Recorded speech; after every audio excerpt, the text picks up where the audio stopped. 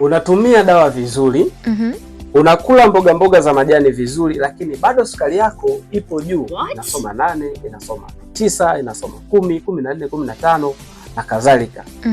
Unajua nini? Kuna kitu kimoja ambacho umekisahau, ambacho ni stress.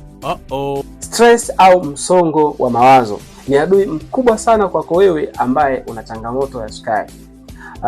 Iko hivi kwamba msongo wa mawazo unasababisha kukosa usingizi. Kwa hiyo unapokosa usingizi, mwili unapokuwa na stress unatoa homoni ambayo tunasema inaitwa cortisol, na ambayo kazi yake kubwa inalazimisha ini kutoa sukari ambayo imezidi au ambayo imejificha. Kwa hiyo inalazimisha ini yako iweze kutoa sukari ambayo hata wewe hujui imetokea wapi. Kwa maana hiyo ukienda kupima unakuja kugundua kwamba wewe una changamoto ya kisukari. Hata kama haujala kitu chochote, lakini kumbuka kwamba kwa sababu ya stress ambazo uko nazo, mawazo ambayo uko nayo, msongo wa mawazo ambayo umeyapokea, umeyatunza, ndio yanayokudhuru na kukuletea changamoto.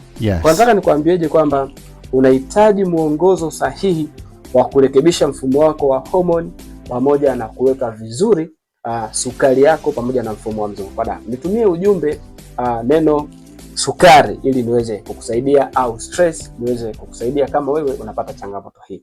Usiache kufollow, kulike, kushare pamoja na kucomment, lakini namba zangu ziko hapo, karibu niweze kukusaidia.